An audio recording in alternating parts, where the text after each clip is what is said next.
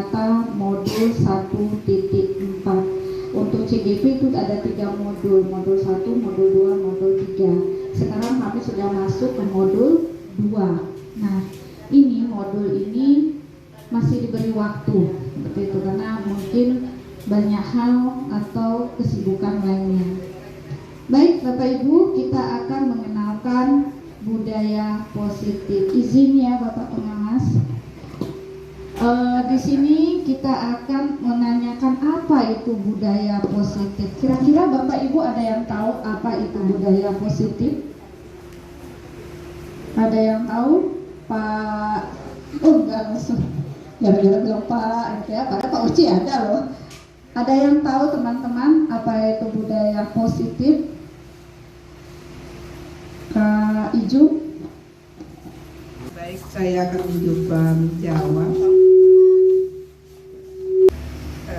Budaya itu adalah suatu kebiasaan. Positif itu adalah yang berbentuk ke arah yang lebih baik. Jadi kalau kita gabungkan, berarti budaya positif itu adalah suatu kebiasaan atau pembiasaan yang memberikan efek baik kepada kita semua, baik dalam lingkungan diri sendiri, lingkungan masyarakat, atau lingkungan bersosialisasi dengan yang lainnya. Kalau di sekolah mungkin dengan siswa, dengan guru, atau dengan atasan. Saya rasa cukup sekian, terima kasih. Baik, terima kasih Bu Icun, luar biasa. Aplaus dong untuk Bu Icun. Nah, benar bahwasanya budaya itu adalah kebiasaan yang sering kita lakukan. Rasa noli semua rekan-rekan hebat ini punya budaya sekolahnya masing-masing dan pasti memiliki nilai yang positif untuk anak murid kita ataupun pada warga sekolah. Nah, adapun capaian umum pada modul ini nantinya adalah Bapak Ibu, kita akan memahami konsep pendidikan menurut KHD, singkatan dari Ki Hajar Dewantara, dihubungkan dengan konsep budaya dan lingkungan positif di sekolah yang berpihak pada murid. Yang berikutnya adalah melakukan evaluasi dan refleksi tentang praktik disiplin dalam pendidikan Indonesia secara umum untuk pemahaman kita yang baru. Yang berikutnya adalah memahami peran sebagai guru untuk membangun budaya positif. Maksudnya di sini rekan-rekan, sebelum kita minta murid untuk berbudaya positif, otomatis pada diri kita dulu harus kita tanamkan budaya positif tersebut. Nah, ini ada pertanyaan pengamat. Apakah Aga setuju dengan pertanyaan ini? Hukuman dapat mendisiplinkan anak. Itu yang kita lakukan loh. Nah, ya. Yang kedua, ini yang terjadi tadi nih. Saat Assalamualaikum, langsung anaknya cari posisi. Nah, itu takut nanti kalau nggak duduk sesuai tempat duduknya nanti akan dapat hukuman. Bisa jadi seperti itu ya. Lalu pemberian hukuman dengan hal positif seperti membaca, membersihkan halaman sekolah, nah untuk dapat meningkatkan disiplin anak. Nah itu juga mungkin teman-teman yang lain juga pernah melakukannya. Ada anak murid yang terlambat, dihukum nyapu. Biar besok pasti dia nggak mau lambat lagi, takut suruh nyapu, kan gitu ya. Lalu memberi penghargaan dapat meningkatkan motivasi belajar anak. Penghargaan seperti apa yang biasa Bapak Ibu lakukan? Siapa yang bisa memberikan pengalamannya? Kira-kira? Pak Uce bisa? Yang lebih pengalaman. Oh, lebih berpengalaman. Siapa ya kira-kira berpengalaman di sini? Siapa yang bisa berbagi? Lia bisa? Oh, nggak bisa. Siapa kira-kira? Kak sudah?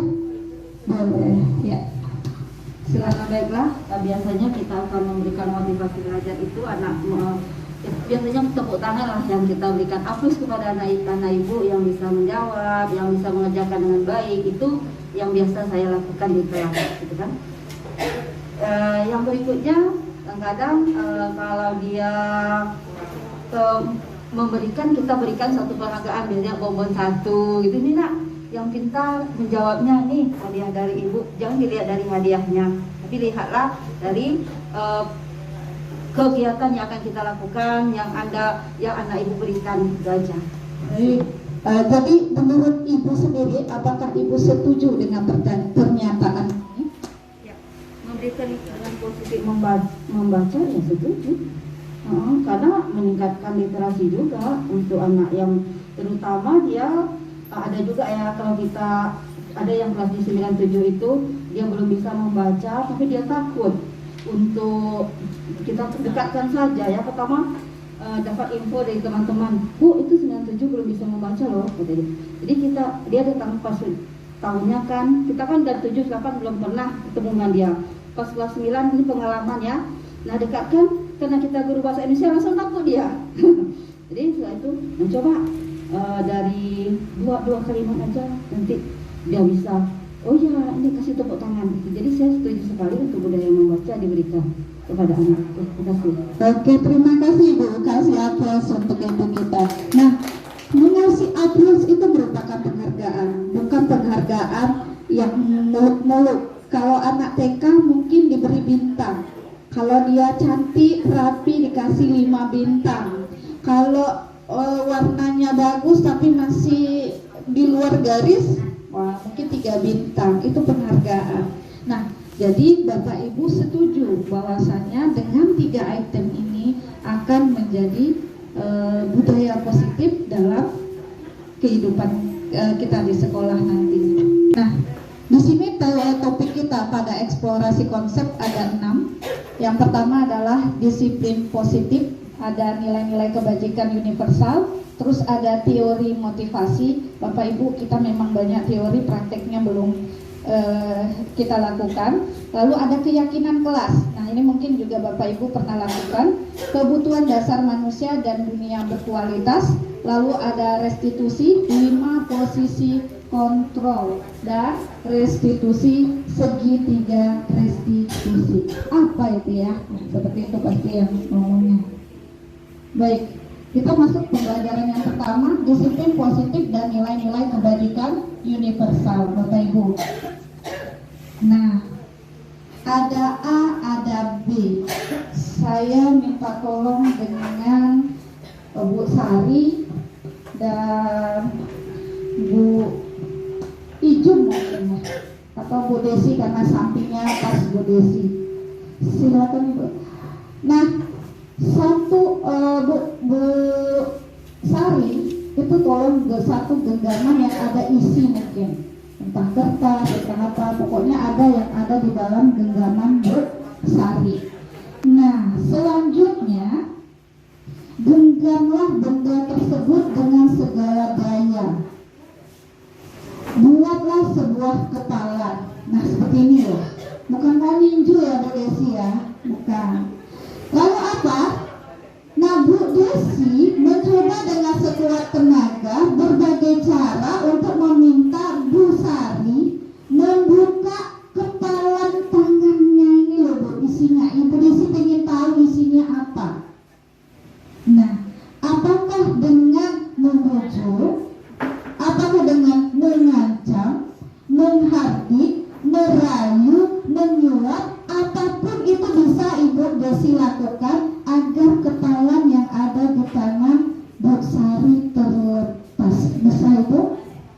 Bisa, baik. Mohon mic-nya dikasih ke ya, dipersilakan kita coba gitu.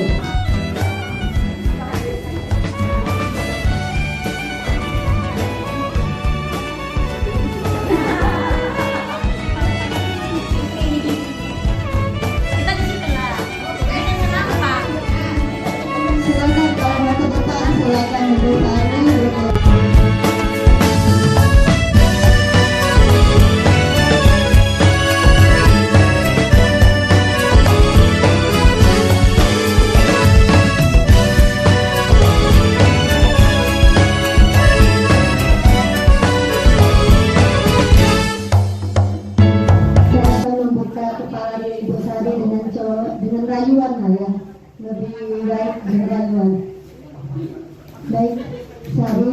Ini apa sih isinya?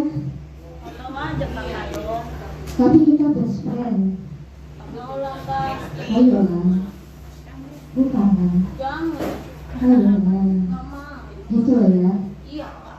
Bikin kepo loh. Kakak ini mau tahu aja lah.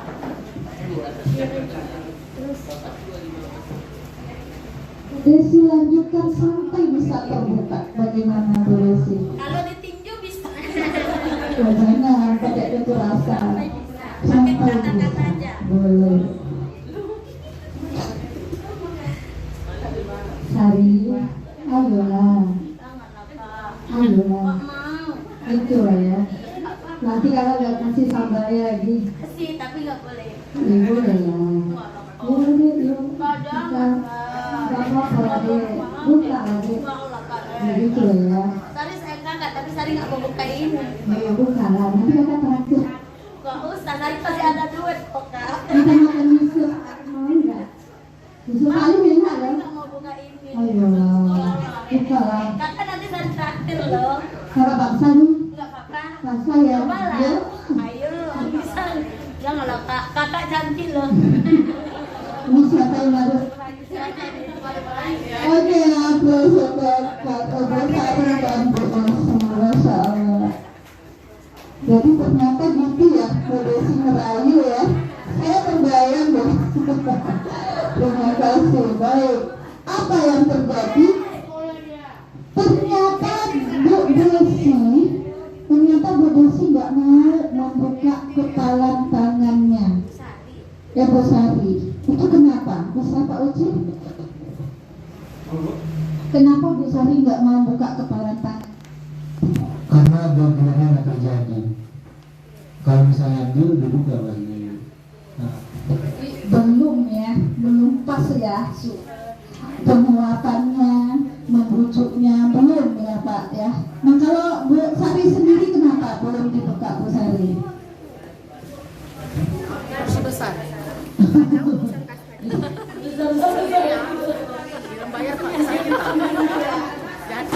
Ingin dirayu sama Kak Desi. Buat dia biar kepo. Iya, biar kepo. Benar, ada ancaman sedikit ya. Coba kalau nggak dibuka nanti tangannya mau gitu ya. Bertahan nggak ya Bu Sari seperti itu? Kalau diancam kayak mana tuh Bu Sari? Nggak mau juga. Ya. Tapi kalau misalnya yang tadi yang saya genggam tadi, kalau prinsip saya bisa mencelakakan Kak Desi, insya Allah saya kasih. Yang penting teman saya terjamin dia. Tapi kalau prinsip hidupnya Bu Sari, Kalau prinsip sendiri selama hal itu tidak menyakiti Kak Desi, saya akan tetap genggam, dan tidak akan pernah saya kasih tahu Kak Desi. baik, terima kasih atas kembali untuk teman-teman hebat kita. Nah, kita akan masuk pada perubahan paradigma teori kontrol ya, di mana ilusi bahwa guru selalu mengontrol si murid. Harus gini, itu paradigma kita selalu. Kita merasa kita yang paling benar. Lalu bahwa kritik membuat orang akan merasa bersalah, dapat menguatkan karakter. Maksudnya di sini ada yang bisik-bisik memberitahu, kamu gini loh, kamu ini loh, ini yang di dalam genggaman tadi, ya. Kalau dia merasa bersalah, otomatis genggaman tangannya akan terbuka, gitu. Lalu ilusi bahwa menguatkan positif, efektif, dan bermanfaat. Seperti kata Bu Sari tadi, kalau merasa terancam, kenapa tidak, gitu ya. Lalu orang dewasa memiliki hak untuk memaksa. Pernah nggak kita coba ke anak-anak kita aja lah? Apa dalam genggaman adik? Adalah ibu kepo. Apa nih, cepatlah buka lah, nanti ibu beli es krimnya, nanti ibu beli bakso ya, ibu beli apa ya. Kita memaksa kehendak kita kepada anak didik kita, gitu ya. Baik, kita akan melakukan perubahan paradigma stimulus respon tadi pada teori kontrol. Stimulus respon. Siapa sesungguhnya yang memiliki kontrol? Yang pertama adalah kita mencoba mengubah orang agar berpandangan sama dengan kita. Merasa nggak seperti itu? Contoh, Noli ikut CGP nih, benar? Noli ingin mengubah orang agar berpandangan, ayolah, misal nih ya, misal saya ajak Pak Oce, yuk ikut CGP. Enggak lah Bu, banyak kerja lagi Bu, saya masih ini Bu, saya masih itu Bu, itu cari penyakit Bu, misalnya kayak gitu ya. Tapi saya tetap memaksa. Itu stimulus respon. Perilaku buruk dilihat sebagai suatu kesalahan. Siswa kita ada loh yang berperilaku buruk. Ada nggak Bapak Ibu? Ada ya, ada yang baik kali, ada yang buruk kali ya. Itu aja yang kita ingat. Yang anak sedang senang itu nggak perlu kita ingat. Seperti itu. Lalu orang lain bisa mengontrol saya. Nanti kesini ya. Nanti nggak boleh kayak gitu, harus kayak gini. Itu berarti orang lain yang mengontrol diri saya, bukan saya. Lalu kebalikannya, saya bisa mengontrol orang lain. Bagaimana saya bisa mengontrol teman-teman yang ada di MGMP ini mendengarkan saya. Nah, lalu ada pemaksaan. Nah, itu tadi tuh sedikit pemaksaan yang dilakukan oleh Bu Desi. Ayolah, cepatlah, gitu ya. Nah, itu kan pemaksaan. Ya, bujukannya gagal.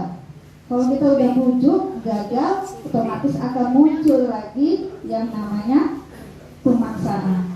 Model berpikir menang atau kalah. Seandainya tadi Bu Desi bisa membuka, pasti merasa aku menang, bisa terbuka genggaman tangannya. Tapi tadi tertutup saja, aku kalah. Nah, bisa seperti itu. Bagaimana dengan teori kontrolnya? Kita berusaha memahami pandangan orang lain tentang dunia. Dia punya dunia dia juga. Kalau dia mengatakan saya berat untuk mengikuti pelatihan ini, saya berat untuk mengikuti MGMP ini, berarti mereka memiliki pandangan yang berbeda dengan kita. Yang kedua, semua perilaku memiliki tujuan. Ada tujuan yang tadi ya, yang mana hanya Anda bisa mengontrol diri Anda sendiri. Anda tidak bisa mengontrol orang lain, karena mereka punya karakter atau punya kepribadian sendiri. Lalu kita harus berkolaborasi dan konsensus menciptakan pilihan-pilihan baru. Bagaimana? Apa ini nak? Seperti apa? Contoh gini ya. Misalnya nih, anak didik kita melakukan kesalahan. Kita memberikan pilihan nak. Jangan kita langsung memvonis dia, gitu loh maksudnya. Nah, kamu tuh yang salah. Apa kamu datang lambat? Tertidur Bu. Kamu salah, orang tua kamu kemana? Bobo panjang seperti itu. Tapi kenapa terlambat nak? Nah, gini Bu. Nah, apa solusi yang bisa kamu ambil agar kamu tidak terlambat? Beri ke dia pilihannya seperti itu. Lalu model berpikir menang. Semuanya menang, tidak ada kalah.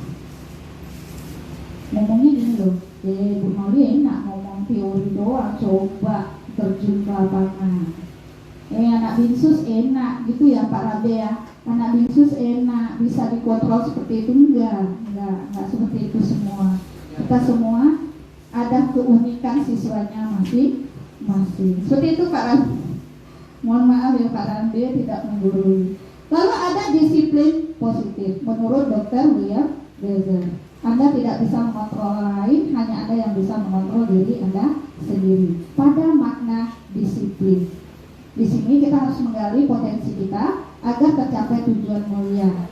Ya, sesuatu menjadi seseorang yang kita inginkan berdasarkan nilai-nilai yang kita hargai. Lalu semua perilaku memiliki tujuan. Itu tadi yang mau dikatakan bahwasanya ada teori motivasi.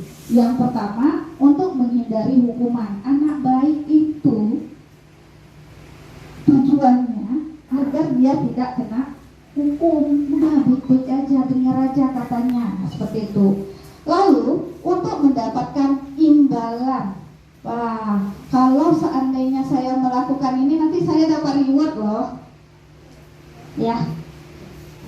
Kalau ada di tempat sekolah anak saya itu dibuat gini Bu, siapa yang pertama kali datang, gitu Bapak pengawas, siapa yang duluan datang anaknya tadi Pak, dalam sebulan itu paling cepat nanti dia dapat reward, diberi buku Pak. Nah, dan yang terakhir atau terlambat itu mereka ada celengan Pak tersedia di situ, bayar 2.000.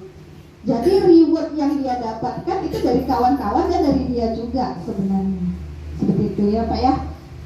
Lalu untuk menghargai diri sendiri. Nah ini dia, semua perilaku memiliki tujuan masing-masing. Dia menghargai dirinya sendiri selain dia tidak takut mendapatkan hukuman. Aku pengen ada tujuan hidupku dong. Aku nggak mau selalunya salah. Lalu disinilah nilai-nilai kebajikan universal kita bentuk dalam keyakinan kelas. Bapak Ibu pernah membuat keyakinan kelas? Kontrak belajar? Pernah ya Pak ya? Nah itu keyakinan kelas. Jadi bisa dibuat dengan wali kelasnya, bisa juga dibuat dengan guru yang mengajar. Dan bisakah keyakinan kelas ini dibuat di sekolah? Bisa. Tapi harus dibawa warga sekolah secara keseluruhan. Nah, berikutnya adalah model berpikir menang-menang, kolaborasi dan konsensus menciptakan pilihan-pilihan baru. Apa pilihan barunya? Di sini ada 5 posisi. Yang pertama adalah penghukum, yang kedua pembuat rasa bersalah, yang ketiga adalah teman, keempat pemantau, kelima manajer. Nanti kita akan lihat slide-nya. Dengan 5 posisi yang ada tadi, maka terbentuklah segitiga restitusi yang mana menstabilkan identitas kita dan juga memvalidasi kebutuhan. Disitulah kita menanyakan keyakinan kelas. Berikutnya adalah realitas. Kebutuhan kita itu berbeda, benar. Kebutuhan Bapak Ibu dengan kebutuhan Molly pasti berbeda. Apa saja perlu kita pahami di sini, di mana ada 5 dasar kebutuhan manusia. Yang pertama adalah bertahan hidup. Yang kedua adalah penguasaan. Yang ketiga adalah kasih sayang dan rasa diterima. Ada kesenangan dan juga ada kebebasan. Disinilah yang namanya validasi kebutuhan. Nah, ini apa makna kata disiplin? Artinya belajar. Konotasinya dengan disiplin diri. Nah, sebenarnya disiplin itu artinya belajar, tapi orang Indonesia mengartikannya berbeda. Ya, disiplin membuat orang menggali potensinya menuju sebuah tujuan apa yang dia hargai. Namun dalam budaya kita, makna kata disiplin telah berubah menjadi ini nih Bu, warnanya merah sekali nih. Sesuatu yang dilakukan seseorang pada orang lain untuk mendapatkan kepatuhan. Jadi disiplin itu patuh. Ya, kecenderungan umum adalah menghubungkan kata disiplin dengan ketidaknyamanan, bukan dengan apa yang dihargai atau mencapai suatu tujuan mulia. Nah, ini dia Bapak Ibu nilai-nilai universal. Ya, sama dengan profil Pancasila. P5. Ada beriman bertakwa pada Tuhan Yang Maha Esa dan berakhlak mulia, ada mandiri, bernalar kritis, kebinekaan global, bergotong royong, dan juga kreatif. Lalu kita masuk pada eksplorasi konsep. Jenuh ya? Jenuh ya? Oke, mau buat satu SDG simple. Tepuk 1, tepuk 1, tepuk 2, tepuk 3. 1, 3, 2, 1. Oke, berarti masih proses. Terima kasih aplaus untuk kita semua. Oke. Nah, ini teori motivasi perilaku manusia. Ada motivasi eksternal, ada motivasi internal. Eksternal apa ya Bapak Ibu? Orang bahasa Indonesia nih tahu semua nih arti istilah. Hah? Luar dari diri kita, gitu ya. Kalau internal pada diri kita sendiri. Nah, apa motivasi eksternal? Untuk menghindari ketidaknyamanan atau hukuman. Gimana kalau guru datang terlambat? Gimana tuh Pak Rambe? Kalau guru kita datang terlambat, apa dapat hukuman atau bagaimana Pak?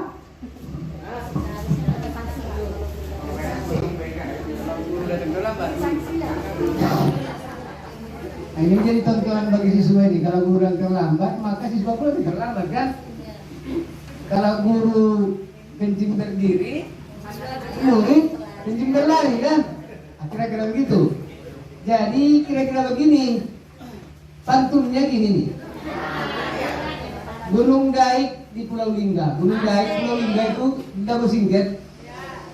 Gunung Daik di Pulau Lingga, Tanjung Pinang di Pulau Bintan, dekat-dekatan itu Kepulauan Riau. Diulang dua-dua. Gunung Daik di Pulau Lingga, Tanjung Pinang di Pulau Bintan. Jadilah teladan di depan siswa agar menjadi kebiasaan.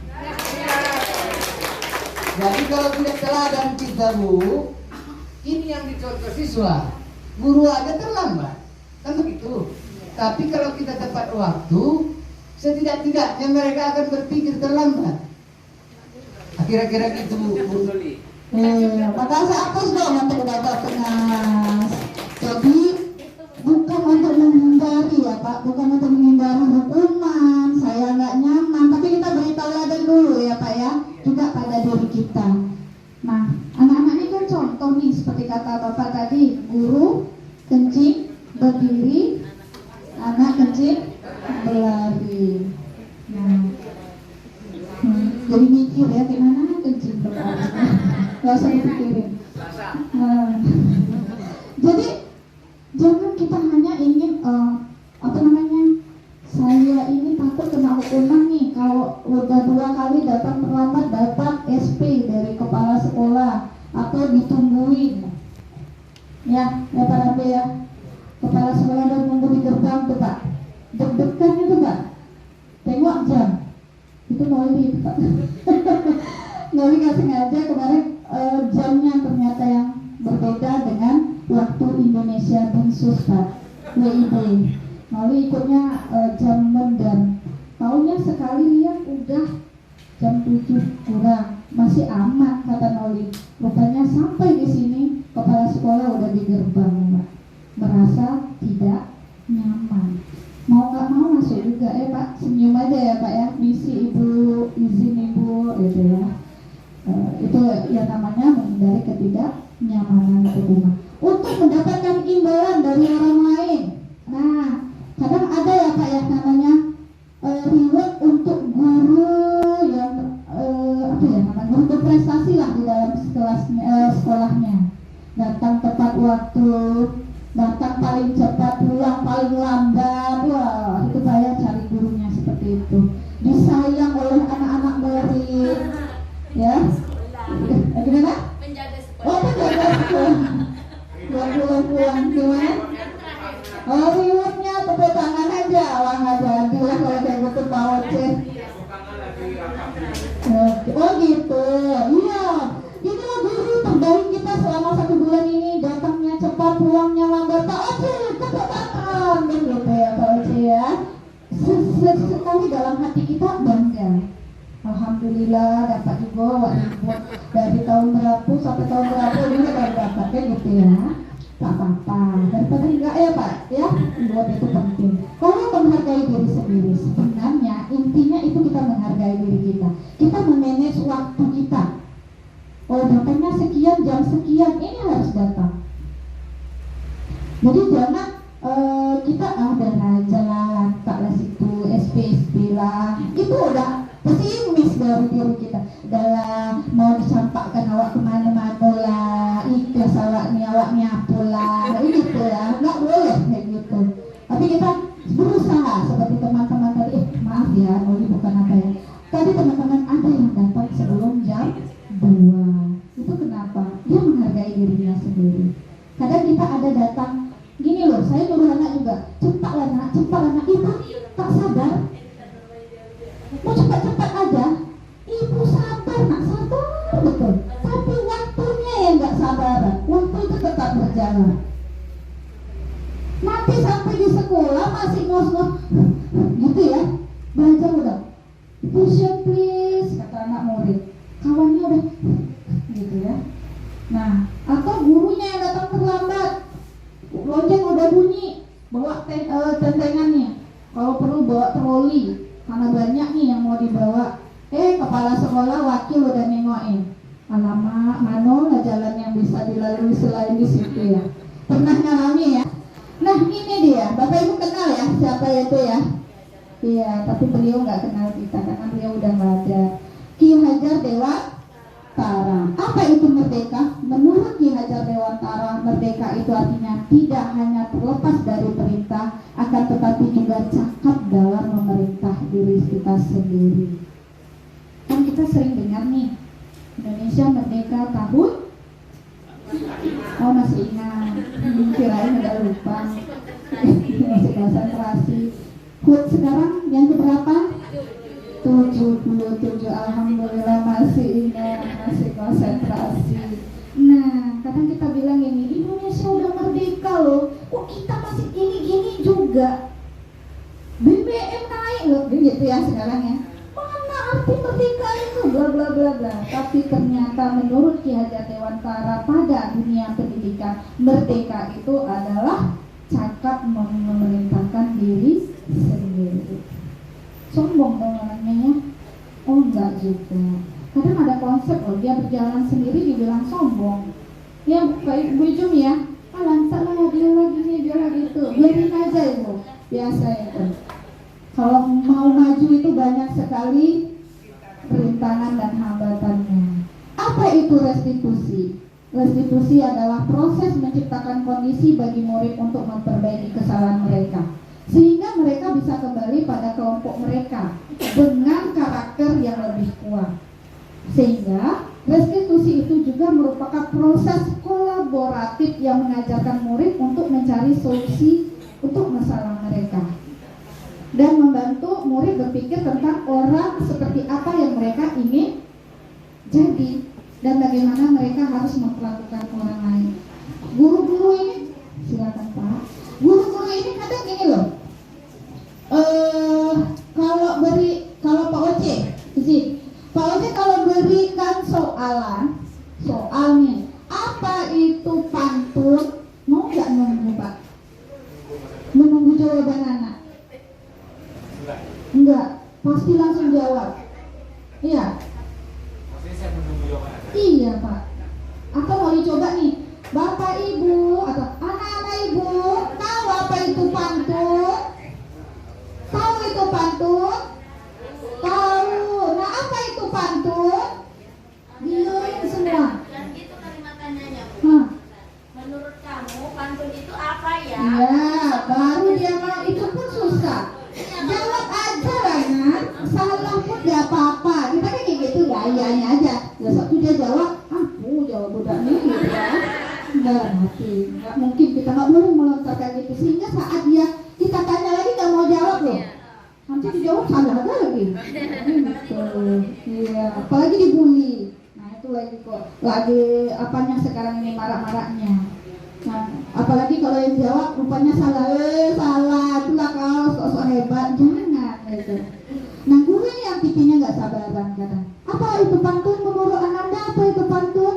Lama betul cepat anak pantun itu anak-anak. Belum lagi waktu si anak menjawab. Jadi biar dia mencari dulu.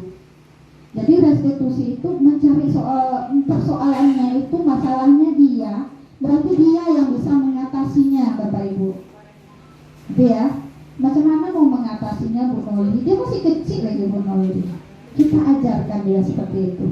Apa ciri-ciri restitusi itu? Bukan untuk menebus kesalahan, namun belajar dari kesalahan. Yang kedua, memperbaiki hubungan di sini antara guru dan siswa. Tawaran, bukan paksaan. Jadi misalnya tadi ada yang terlambat, seperti apa nih Bapak tawarkan solusinya, Pak Oce? Kalau bagi yang siswa terlambat, kan biasanya kita hitungannya hukum ya. Kita pertama udah ada beberapa hukuman yang akan dilakukan. Mungkin kalau di sekolah untuk sampah ya kan biasanya itu mungkin diberi waktu 10 menit. Habis itu mereka dari siswa nanti semua data-data rekapan kalau misalnya yang terlapor itu bakal direkam sama wali kelas itu. Ya, misalnya cerita di sekolah saya kalau untuk masalah yang terlambat ini ya, itu nanti kan berhubungan dengan guru piket. Nanti data yang dari buku tadi ya, nanti bakal direkap kembali sama wali kelasnya. Nah kalau misalnya udah lebih dari 4 kali, itu nanti bakal dilakukan pemanggilan dosen dulu seperti itu. Baik, terima kasih aplaus untuk Pak Ucu. Jadi rupanya Pak Ucu ini ada sistem kumpul poin ya Pak ya. Nah poin di sini bukan seperti Telkomsel.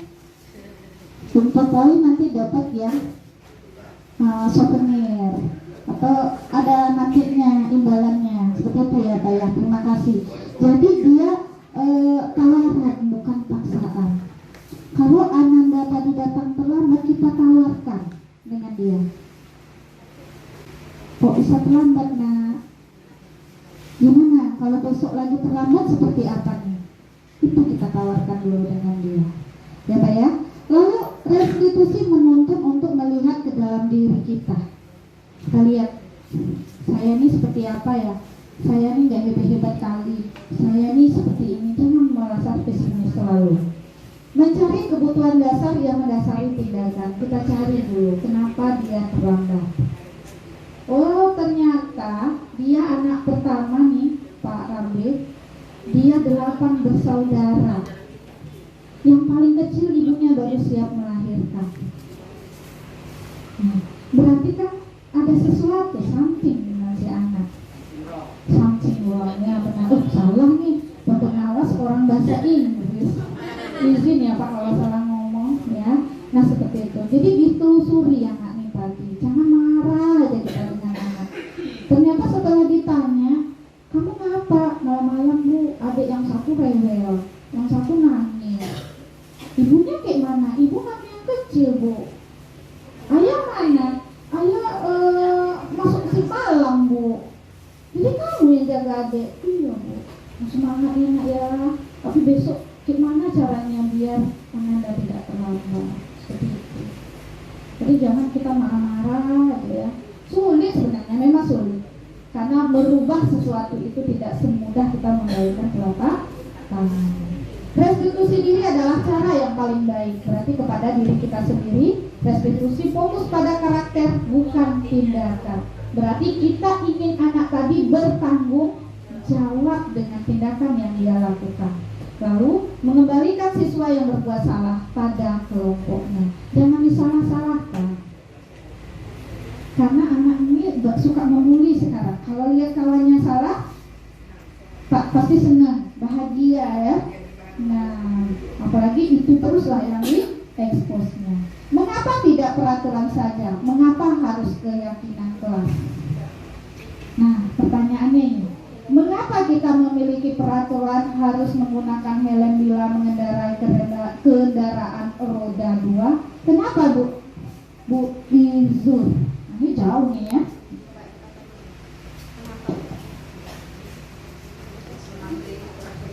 Ya itu peraturan dari peraturan lalu lintas. Kalau nggak pakai gimana? Kalau nggak pakai mungkin kalau ada kejadian, kalau ada razia kita kena sanksi, atau ada kejadian mungkin kecelakaan bisa menyebabkan fatal.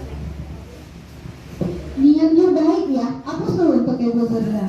Niatnya baik loh, sebenarnya Pak Polisi itu nggak jahat, niatnya baik. Itu dia tadi. Seandainya terjadi kecelakaan, kepalanya nggak duluan ya terbentur di aspal. Atau ibu-ibu mau membuktikan mana yang keras, kepala atau aspal, boleh ya. Tapi itu jangan pakai pembuktian seperti itu. Sakit loh Bu ya. Lalu, mengapa kita memiliki aturan 3M? Masih ingat ya, menggunakan masker, mencuci tangan, menjaga jarak 1,5 meter. Kenapa tuh Bu Sari?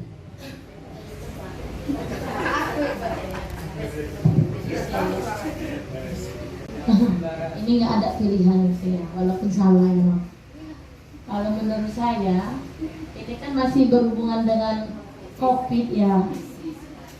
Kondisi sekarang walaupun sudah berangsur-angsur mulai mereda ya Kak Nah, jadi menggunakan 3M ini merupakan sebuah anjuran ya, baik dari pemerintah ataupun dari dinas kesehatan itu sendiri, di mana masyarakat itu dianjurkan untuk mematuhi 3M ini yang nantinya memang berguna untuk keselamatan terutama bagi dirinya sendiri, dan apabila dia pulang ke rumah akan berdampak negatif kepada keluarganya juga menurut saya. Untuk keluarga berarti kan sebenarnya niatnya baik ya, peraturan ini niatnya baik. Yang ketiga, mengapa kita memiliki peraturan harus datang tepat waktu pada saat mengikuti pelatihan? Kenapa nih Ibu? Aduh, saya Ibu. Iya. Kalau bicara mengenai mengapa harus datang tepat waktu pada waktu pelatihan, yang jelas kita harus menghormati orang lain yang datangnya tepat waktu sehingga acara bisa dimulai. Walaupun saya tadi terlambat, maaf. Hari ini saya harus mendampingi CGP Angkatan 6 di Papua, jadi saya terpaksa terlambat. Tidak bermaksud begitu ya. Tapi kita perlu menghormati penyelenggara acara, perlu menghormati waktu dari setiap orang, karena kalau kita datang terlambat pasti semuanya jadi mundur semuanya. Terima kasih. Terima kasih Apus dong untuk ibu kita ini luar biasa, asesor kita ini. Dari CGP kemana? Apa tuh Papua dan Sulawesi Utara. Tadi ini pegang 2. Jalan-jalan dulu ya, walaupun masih di dunia nyata tapi dunia maya ibu sudah jauh jalan-jalannya, benar. Kadang-kadang kan kalau ada yang datang terlambat terputus tuh konsentrasinya si pemateri atau narasumbernya.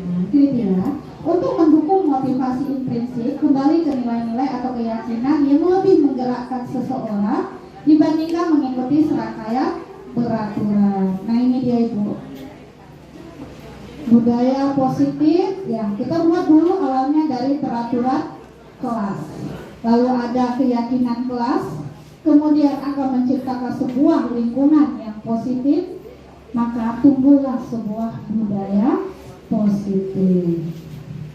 Nah ini contoh nih Bu, mana yang merupakan keyakinan kelas di antara sana dengan sana. Nah tadi ini malah sini terus, sebelah sini, baik, yang mana Ibu?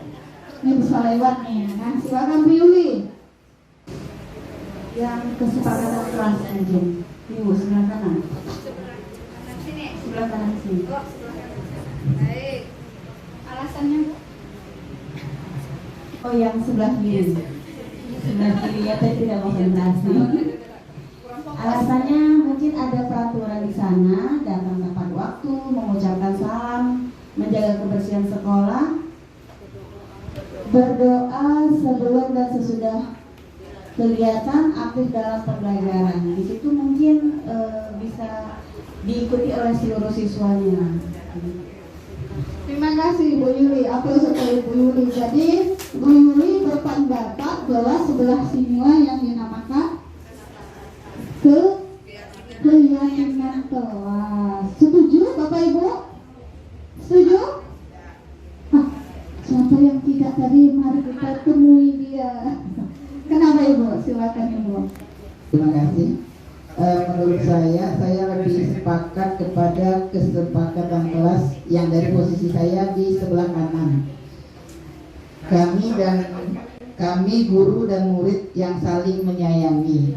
Kami murid yang semangat belajar. Kami murid yang peduli dengan teman-teman. Kalau sebelah kiri itu sudah aturan yang sudah disepakati secara umum. Jadi itu bukan kesepakatan kelas. Tapi kalau sebelah kanan ini menurut saya itulah kesepakatan bersama antara guru dan siswa di dalam kelas. Tapi kalau untuk sebelah kiri itu kesepakatan yang umum dilaksanakan oleh semua sekolah. Demikian, terima kasih. Terima kasih, aplaus lagi untuk Ibu kita. Nah, kalau yang sebelah sana itu lebih pada kondisi peraturan dan hukumannya jelas kepada siapa Bapak Ibu? Kepada siswa. siswa atau warga sekolah. Sedangkan kalau di sini ini lebih terfokus kepada murid dan siswa.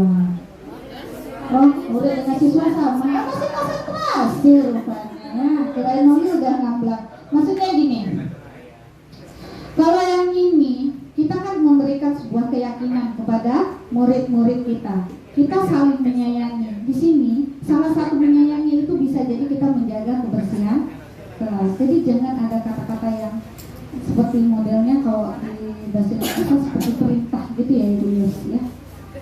Ya, jangan, silakan ya Ibu.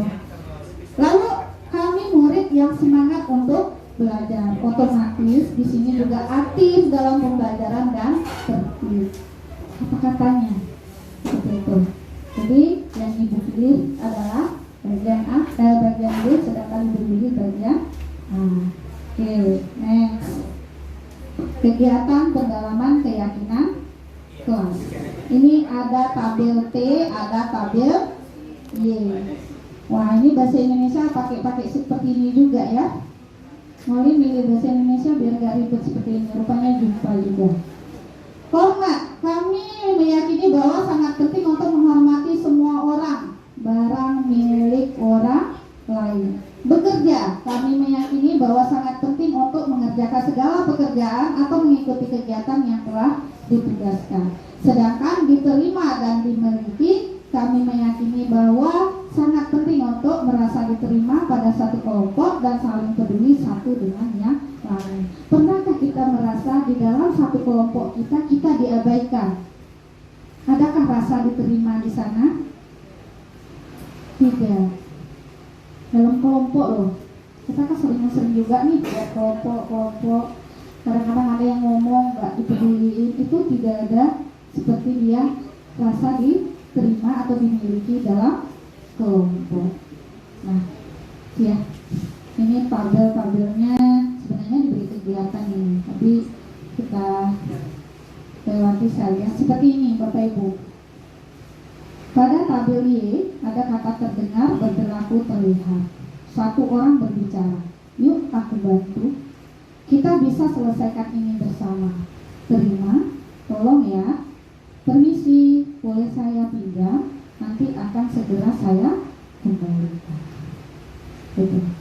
Sedangkan yang berperilaku tersenyum ramah, memberi salam hormat, ya, berjabat tangan sampai namaste, ya, meletakkan tangan di dada, salim, seperti itu ya, memberikan ruang bekerja, postur tubuh yang tenang. Sedangkan terlihat di sini adalah berempati terhadap perasaan orang lain, memegang barang milik orang lain hanya atas izinnya.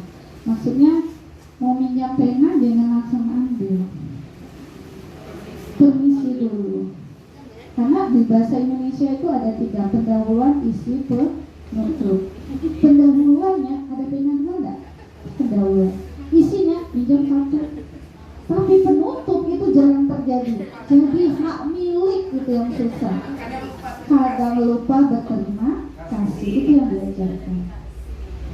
Ada siswa saya baru terjadi semalam, penanya macet. Dia berjalan. Kamu mau kemana? Cari pena, Bu. Cari, emang hilang. Rupanya diambilnya dalam kotak pensil temannya. Ini punya siapa? Punya itu, Bu.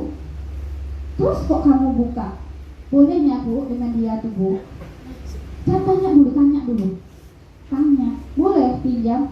Jangan, nanti dia ngaku macet. Kalau kamu pinjam gak mau balik. Nah, udah kan, gak tahu kembalikan lagi, dia belum memberi izin. Nah, hal-hal sepele sebenarnya. Tapi kadang kawan lah, kemarin dia minjam lah, tapi dia tak balik-balik, malas aku pinjamkan lagi. Nah, itu yang sering terjadi. Atau hanya beri tanpa ada ucapan terima kasih. Nah, pada hormat di tabel T tampak seperti datang tepat waktu, tidak tampak seperti sering hadir terlambat. Menyapa teman dan guru setiap hari. Anak-anak di sekolah Bapak Ibu, misalnya Noli biasanya ngajar kelas 9, nggak jumpa tuh 7-8, ditegur nggak? Ada yang negur, ada yang tidak, sama ya Bu ya. Kalau sholat berjamaah kita di samping dia, entah dia nggak sadar, entah memang badan awak kecil, ya. Ada nggak nyalamin Bapak Ibu? Yang ada, yang tidak. Nah itu juga nggak perlu nungguin dia, kita ajak murid. Nah, seperti itu ya. Mengambil barang teman yang telah dipinjam dan mengucapkan terima kasih. Nah ini tadi udah dipinjamin, ditaruh sembarangan. Mana pena tadi? Aku taruh situ. Tak ada di situ, dulu di situ lah tadi. Padahal belum tentu di posisi itu. Gitu. Lalu bekerja, tampak seperti tekun bekerja dan menyimak guru. Wah serius. Ya Ibu ya, liatin papan tulis saya nih Bu, nembus Bu, sampai kemana-mana pikirannya, menerawang. Ya, lalu tidak mendengarkan guru dan acuh tak acuh, menyerahkan tugas tepat waktu dan tugas tidak diberikan. Nah, keyakinan kelasnya dilihat lagi seperti itu Bapak Ibu. Di sini tadi ada peraturan. Selalu kembalikan buku di tempatnya. Nah, seperti pojok baca di belakang. Tuh kalau udah minjam taruh lagi ya di belakang. Nah, seperti itu aturan. Tapi berikan keyakinan pada siswa bahwasanya dia sudah bertanggung jawab apabila sudah dipinjam harus ditaruh di belakang. Itu tanggung jawab, kata-kata keyakinan kelasnya. Dilarang mengganggu orang lain. Ganti menjadi menghormati orang lain. Termasuk gurunya. Anak-anak sekarang loh nganggap gurunya teman. Dia nanya, di mana colokannya Bu? Di mana colok? Dia mau nyolok ini kan harus dicas dulu misalnya. Di mana nyoloknya? Di mana naruhnya? Kamu nanya dengan siapa? Dengan ibu Bu. Jangan ngomongnya dengan ibu kayak gitu. Coba ulang lagi. Bu, naruh speakernya di mana? Kan enak. Nah, seperti itu ya. Menghormati orang lain. Hadir sekolah 15 menit sebelum pembelajaran dimulai. Nah ini sulit nih, apalagi rumahnya yang jauh. Tapi cobalah untuk berkomitmen. Pak Sari nih, kalau Bu Desi kira-kira datangnya 15 menit kah Bu Sari ini? Oh enggak ya. Biasanya kalau jauh makin cepat. Makin jauh makin cepat. Takut bocor tengah jalan, berarti Ibu ke tepi jalan aja biar nggak bocor ya. Baik, dilarang melakukan kekerasan. Nah ini nih, anak-anak nih kadang emosinya luar biasa. Bapak-bapak juga mungkin baru kesenggol sedikit udah marah. Tapi sebaiknya menjaga keselamatan dan menghormati orang lain. Disenggol sedikit, maaf ya, nggak sengaja. Sengaja kok tuh. Gak tahu aku di sini.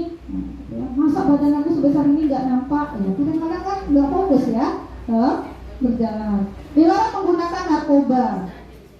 Nah kalau menggunakan kata itu kan kurang enak tuh, berarti anak kita udah pernah menggunakan narkoba. Tapi buatlah kesehatan. Bergantian atau menunggu giliran, menghormati orang lain dan bersabar. Itu antrian kalau mengambil wudhu misalnya Bapak Ibu atau di kantin. Ya takut nih habis nih lontongnya rebutan, sehingga terjatuhlah yang dibeli, nggak dapat juga makan. Makanya harus bersabar.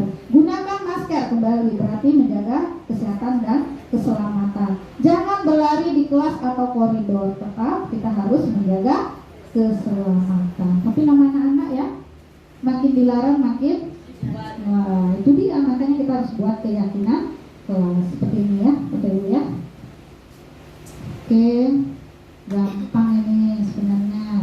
Nah, di sini Bapak Ibu. Mencatat 100 kali dalam buku kalimatnya saya tidak akan terlambat lagi. Itu hukuman. Nah, letih tangan anaknya, ya. Lalu lari mengelilingi lapangan basket 2 kali karena terlambat hadir di sekolah. Ada nggak yang buat seperti itu? Hah? Ada? Dulu.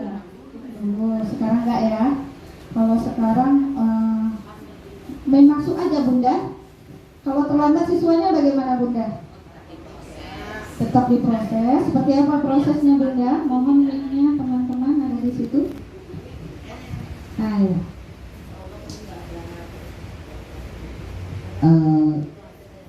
Setiap anak yang terlambat itu tetap diproses Pertama kita pasti akan bertanya terlebih dahulu mengapa dia sampai terlambat. Kemudian jika dia hanya terlambat, tentu dia akan memberikan alasan yang terlambat. Jika alasannya masuk akal, kita akan beri nasihat. Nah, kali ini Ibu beri masuk untuk besok Ibu tak mau lagi seperti ini. Begitu, terima kasih. Terima kasih Bunda. Aplaus untuk Bunda ya. Jadi nanti kita tanyakan mengapa Bunda datang ke untuk hari ini boleh masih. Apa Bu? Oh, nunggu ditanya. Jadi deckingnya tadi siapa Bu? Oh, aduh, pantesan mau makanya diem aja. Deckingnya di belakang. Oke, terima kasih Bu. Terus ada lagi menggantikan kertas tugas temannya yang dicoret-coret. Nah, ini baru konsekuensi. Kamu udah nyoret-nyoret buku temannya. Bagaimana tuh? Apa yang harus kamu lakukan? Ada kemarin juga kejadian. Lepas sampul dengan bukunya. Ngamuklah kawannya satunya. Kau perbaiki, kau bagus-baguskan. Kau enggak, buku kau buang di poyak-poyak kan. Nah, kawannya bingung tuh. Mana lah mau cari header, mana lah mau cari double tick. Pokoknya macam mana dia harus memperbaiki kesalahannya. Itu konsekuensi dia. Membersihkan tumpangan air di meja tulis karena tersenggol saat belajar. Itu konsekuensi dia. Cepat tanggap. Bukan saling menyalahkan, tapi langsung mengambil kain pel ataupun tisu. Murid disuruh untuk tidak mengenakan sepatu seharian di sekolah karena tidak mengenakan sepatu hitam. Itu hukuman. Sejak kapan Bunda kita pakai sepatu hitam di peraturannya Bunda? Apa Pak Rambe? Bisa Pak Rambe? Izin Pak Rambe. Memang di Indonesia ini harus pakai sepatu hitam Pak Rambe. Saya pun tidak tahu kapan ini sepatu hitam ini wajib. Karena sepatu hitam dulu putih waktu saya SMP kan. Waktu Bapak SMP ada yang sebaya Bapak. Waktu Bapak SMP sepatunya putih kata Bapak. Bunda ya Bunda? Sepatu benar putih. Tahun 79 sampai 82 saya SMP. Masih putih. Masih putih. Angkat sepatu Pak kok jadi hitam ya Bunda? Apa pengaruhnya terhadap sepatu hitam? Kira-kira Bapak gimana Pak pandangan Bapak sendiri? Kalau secara psikologis mungkin karena warna hitam ini kan agak sedikit gelap. Kalau ada kotor kan, bila dibanding dengan warna putih terpercik lumpur sudah jelas nampak. Kalau hitam dia agak tersembunyi. Kemungkinan dari situ asalnya, makanya digunakan sepatu yang berwarna hitam. Tapi yang jelas saya kurang tahu ini angka-angka pikiran saya berkata seperti itu. Kira-kira gitu Bu. Terima kasih Pak Rambe. Jadi waktu Pak Rambe masih SMP masih putih, keren dong ya. Kok kita sekarang warnanya hitam ya? Itu jadi pertanyaan juga tuh. Kenapa Pak waktu pelatihan ini juga Ibu kami tanya sejak kapan tuh ada peraturan harus pakai sepatu hitam? Ternyata ada satu sekolah jawab, Bu kami pakai sepatu putih Bu, gitu ya. Mohon maaf itu kayak sekolah di Santo ya, mungkin putih ya. Sekolahnya SMA warna-warni boleh. Hah iya Pak, sekolah mana itu Pak? SMA 3 Padang Panjang. Padang Panjang, berarti boleh artinya Pak Rambe ya. Pakai sepatu warna-warni. 1 tahun doang Bu. Oh 1 tahun doang. Ganti prasekolah ganti lagi. Oh ganti prosedurnya. Mengapa harus sepatu hitam? Itu jadi pertanyaan juga. Karena gini, biar tidak ada kesenjangan sosial di dalamnya. Hitam itu netral kata Pak Rambe tadi. Jadi sama aja. Kalau putih gimana Bu? Ya, konsekuensinya tadi seperti kata Pak Rambe, bisa jadi sepatu putih itu apalagi musim hujan terlihat kotor. Jadi pilihan terakhirnya adalah di warna hitam. Tapi Nuri pun belum tahu Pak sejak kapan digunakan sepatu hitam ini harus di sekolah. Seperti itu. Lalu lari mengelilingi lapangan basket 2 kali karena terlambat 10 menit untuk pelajaran PJOK. Gak semua anak bisa diberi konsekuensi. Pak Arul bisa Pak Arul lari 2 lapangan sekarang sempurna. Oh, sama-sama. Kalau dulu ya Pak ya, kalau dulu bisa.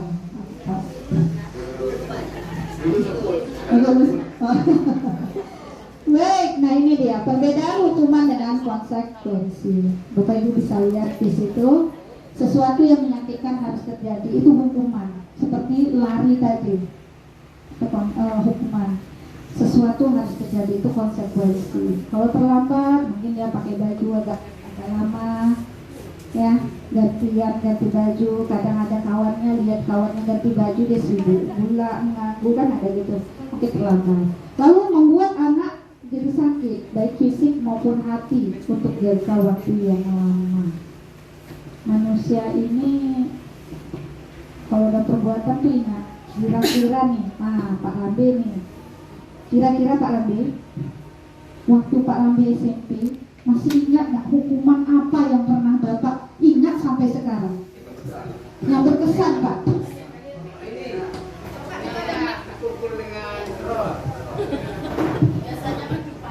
Dipukul dengan roll. Apa pakai panjang itu? Apa yang bebas namanya? Yang gas panjang itu, nah inilah tangan kita dipukul. Sampai sekarang Bapak ingat? Masih saya ingat. Oke, aplaus untuk Bapak. Ada lagi mungkin Pak Arul? Hukuman waktu SMP yang Bapak ingat? Macam-macam Bu. Kalau saya waktu SMP macam-macam hukuman itu. Satu macam aja Pak Arul. Karena saya akui, Nah, saya bukan anak yang baik. Nah, jadi semua hukuman itu benar gitu. Mohon maaf sampai ada hal yang memalukan bagi diri saya pun pernah gitu. Saya pernah ini sedikit curhat Bu ya. Saya pernah diberi hukuman berdiri di lapangan di bawah tiang bendera sambil hormat bendera, tapi dalam keadaan bugil. Hanya pakai kolor dan pakai singlet saja. Nah, kalau kita bicara gini Bu, kita hukuman orang zaman dulu itu, zaman kita ini mungkin Bu ya. Zaman kita waktu sekolah ini hukuman bermacam-macam, karena hukuman itu diberi kebebasan di setiap sekolah masing-masing. Belum ada hukum perlindungan anak, belum ada ini, jadi belum ada kesamaan. Jadi lain sekolah, lain jenis hukuman. Saya pernah disuruh rolling dari gawang ke gawang. Pernah. Marah berarti perbuatannya. Jadi kita ini, tapi ini Bu, menurut saya Bu, hukuman itu adalah bagian media pembelajaran juga bagi diri kita. Sehingga kita dengan adanya hukuman seperti itu, kita sadar hari ini bahwa sebenarnya hukuman itu memang dibutuhkan untuk siswa. Kalau bagi saya, makanya saya salah satu orang yang tidak setuju dengan adanya hukum perlindungan anak ini. Ini kalau kita bicara ke situ ya, saya tak setuju. Contoh kita pernah menangani kasus teman kita Ibu Agustina dulu, hanya gara-gara mencubit siswa dia dilaporkan ke kantor polisi dan dia kena hukuman penjara luar. Hanya gara-gara mencubit siswa. Nah, ini kan bukan siswanya yang kurang ajar, bukan gurunya yang kurang ajar, tapi hukum sekarang ini yang melewat-lewat bagi saya gitu. Sehingga anak mengket gitu kan, mengket sedikit pun dia dicubit, lapor, sedikit cubit, lapor. Nah, makanya saya juga bingung ketika hari ini, mohon maaf tidak hanya dalam pertemuan sini aja Bu Noli ya, di pertemuan lain pun saya juga pernah mendengar bahwa mentor-mentor yang ada di depan kita ini mengatakan anak itu jangan dihukum, jangan ini, jangan itu, jangan ini. Menurut saya itu sesuatu hal yang sedikit hilaf, karena kadang-kadang mereka berbicara ini mohon maaf hanya di atas kertas. Di atas kertas Bu Noli yang ditulis di depan itu semua anak baik, semua bagus, semua teknik mantap. Di lapangan belum tahu, karena kondisi sekolah kita berbeda. Kira-kira seperti itu. Terima kasih Pak Arul, luar biasa pengalaman Pak Arul yang tulus ya, sampai disuruh hafal bendera, Masya Allah. Ya, tapi itu semua mungkin kebaikan untuk kita, gitu ya, menurut kita dulu ya Pak ya. Baik Bapak, di sini kita akan masuk pada 5 posisi kontrol. Azan itu masih azan atau ngaji? Azan, oke. Di sini ada 5 posisi kontrol yang tadi mau diucapkan. Yang pertama sebagai penghukum. Ini selalu kita kata Pak Arul tadi. Nah, guru itu berdua, dia menghardik, menunjuk-nunjuk, menyakiti, menyindir. Yang datang terlambat, misalnya gitu ya, kan nyindir. Ya, lalu penghukum, guru berkata lagi, kalau kamu tidak melakukan awas ya rasakan. Nah, itu menghukum. Nah, apa hasilnya Bapak Ibu? Maka siswa akan memberontak dan juga menyalahkan orang lain, sehingga dia berbohong. Bukan aku. Itu terjadi pada kita ya. Lalu kaitan dengan dunia berkualitas, murid meletakkan guru di luar dunia berkualitas. Berarti gurunya nggak diapain gitu, ya. Tidak ada kualitasnya, guru marah-marahin dia aja kerjanya, mungkin gitu prediksi si anak. Murid berkata, biarkan saja, nanti juga marah-marah lagi. Kemudian dampak pada muridnya, dia akan mengulangi kesalahan yang sama. Itu yang gak enaknya itu. Walaupun kita marah-marah, dia ngulangi lagi. Berikutnya, membuat orang merasa bersalah. Guru berceramah mengatakan seharusnya anak ibu atau aduh ibu kecewa nih, bla bla bla. Kamu seharusnya sudah tahu, ibu lelah sekali mengatakannya. Ibu stres lihat kamu nih, kamu aja ada kita ngomong kayak gitu ya.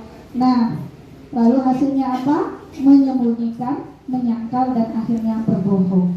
Sedangkan kaitan dengan dunia berkualitas, murid meletakkan guru di dalam dunia berkualitas. Murid berkata, maafkan saya, dan dampak pada murid dia merasa lega diri. Nah, kalau guru sebagai teman, guru berbuat alasan untuk muridnya. Contohnya mungkin walas, anaknya salah, tapi dicarikan alasan seperti itu ya.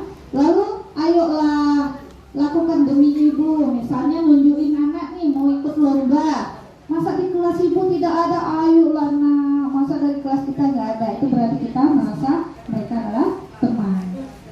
Nah, apa hasilnya? Siswa ketergantungan, kita dengan siswa ketergantungan. Nah, kaitannya dengan dunia berkualitas, murid letakkan guru sebagai guru yang sangat penting karena dia menganggap teman tadi, ya. Nah, murid berkata, saya berpikir bapak ibu itu teman saya, ternyata gitu. Karena ada anak ya yang salah aja, ternyata ada sekolasnya selalu itu tadi membuat alasan-alasan untuk muridnya, jadi kesayangan muridnya. Bapak itulah yang paling baik, ibu itulah yang paling baik dari saya. Itu dia ya. Dia berpikir bapak ibu adalah teman dia. Apa dampaknya? Anak menjadi lemah, tidak mandiri, dan tergantung. Bagaimana kalau seorang pemantau mengatur dan dia mengukur, itu untuk guru berbuat, guru berkata, apa peraturannya? Hasilnya dapat menyesuaikan diri dan bila diawasi. Kaitan dengan dunia berkualitas, murid meletakkan guru peraturan hukum di dunia berkualitas. Murid berkata, berapa banyak bintang yang harus saya peroleh? Ini tadi penghargaan. Berapa halaman yang harus saya tulis? Ya. Lalu apa dampak pada murid? Menitik beratkan pada sanksi atau hadiah untuk dirinya. Nih kalau saya nggak lakukan, saya dapat ini loh. Tapi kalau saya udah bagus hasilnya, saya dapat reward, misalnya gitu. Nah, sedangkan untuk manajer itu menghargai dirinya sendiri. Ini yang dikatakan identitas berhasil atau sukses. Nah, guru berbuat, yang mengajukan pertanyaan-pertanyaan. Guru berkata, apa yang kita yakini, apa yang bisa kau kerjakan untuk memperbaiki masalah ini? Apa yang bisa kamu kerjakan untuk memperbaiki kesalahan yang telah kamu lakukan? Hasilnya apa? Bisa menguatkan diri pribadi. Kaitan dengan dunia berkualitas, murid meletakkan dirinya sebagai individu yang positif dalam dunia berkualitas. Saya ini ada sesuatu something yang baik. Bagaimana cara bisa saya memperbaiki keadaan? Murid berkata. Lalu dia akan melakukan evaluasi diri dan bagaimana cara memperbaiki dirinya. Itulah posisi kontrol. Nah, seperti ini ya Bu, bisa dilihat. Saya kecewa berarti pembuat orang merasa bersalah, kamu tidak benar untuk menghukum. Ayolah lakukan demi Bapak Ibu, berarti dia sebagai teman. Ada stiker bintang hari ini, bagi yang mau ayo yang bagus ya kerjanya, catat yang bagus, nilai yang terbaik itu A+, nanti Ibu dapat tuh bintangnya 5 Ibu kasih. Nah itu berarti pemantau. Lalu sebagai manajer bagaimana Anda bisa menyelesaikan masalah ini, dan sebagai penghukum kamu selalu yang paling terakhir. Nah ini dia, selalu bergerak seperti angka 8 ya Ibu ya. Nah ini terakhir adalah segitiga restitusi. Nah iya, menstabilkan identitas, menanyakan keyakinan dan validasi kebutuhan. Inilah segitiga restitusi. Apa menanyakan keyakinan? Nilai apa yang telah kita sepakati waktu kita membuat keyakinan kelas? Kamu ingin menjadi orang seperti apa? Tanyakan keyakinannya. Saya mau jadi TNI loh Bu. Nah, seorang TNI itu bagaimana disiplinnya? Lalu, menstabilkan identitas. Setiap orang pasti pernah melakukan kesalahan, termasuk kita ya, Bapak Ibu ya. Lalu, kamu bukan satu-satunya orang yang pernah melakukan ini. Bagaimana validasi kebutuhannya? Kamu tentu punya alasan mengapa melakukan itu. Yang berikutnya, adakah cara yang lebih efektif untuk mendapatkan apa yang kamu butuhkan? Seperti itu. Ini stabilitas identitas seperti ini Bapak Ibu. Kita bertanya. Lalu validasi kebutuhan, guru berkata, kamu bisa saja melakukan hal yang lebih buruk, tapi kamu tidak melakukannya. Tidak melakukannya kan? Nah, apa yang penting bagi kamu? Mengapa kamu melakukan itu? Itu namanya validasi kebutuhan. Membantu siswa mengenali basic need atau kebutuhan yang ingin dipenuhinya ketika melakukan kesalahan. Sedangkan menanyakan keyakinan itu adalah anak melihat kesalahannya dihubungkan dengan norma sosial. Nilai apa yang kita percaya di kelas tadi anak ibu, misalnya seperti itu ya. Kelas ideal itu seperti apa sih? Kamu ingin jadi anak seperti apa? Anak yang patuh, anak yang taat pada orang tua, misalnya seperti itu. Ya. Nah ini intervensi 30 detik. Nah ini refleksi Bapak Ibu bisa dikerjakan dengan Google Form nantinya, atau nanti Maria akan kirim atau share ke WA group. Mungkin itu saja Bapak Ibu untuk budaya positif. Semoga Bapak Ibu bisa memulainya dari membuat peraturan kelas, keyakinan kelas, sehingga tumbuhlah karena tadi dengan budaya positif. Seperti itu ya Bapak Ibu. Aplaus untuk Bapak Ibu hebat hari ini. Bapak pengawas, terima kasih sudah meluangkan waktu. Ada yang mau dibicarakan Pak? Terima kasih. Assalamualaikum warahmatullahi wabarakatuh.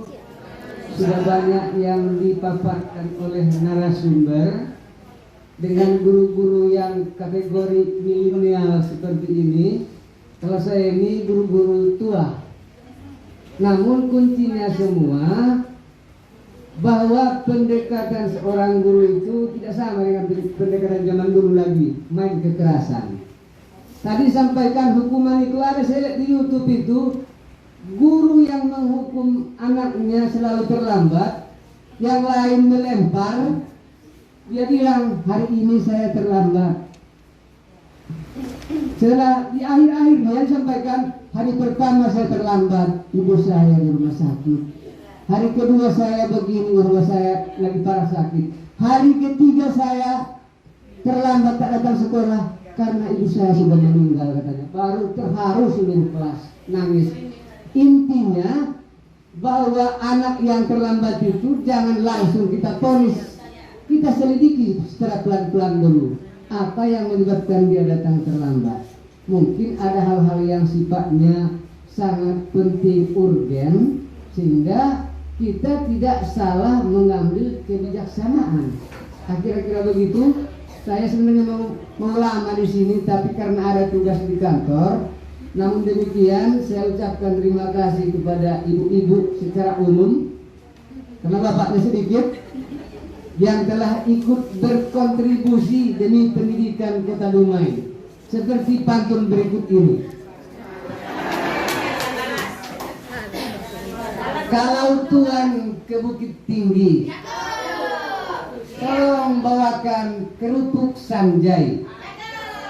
Mari kita saling berkontribusi demi pendidikan di Kota Dumai.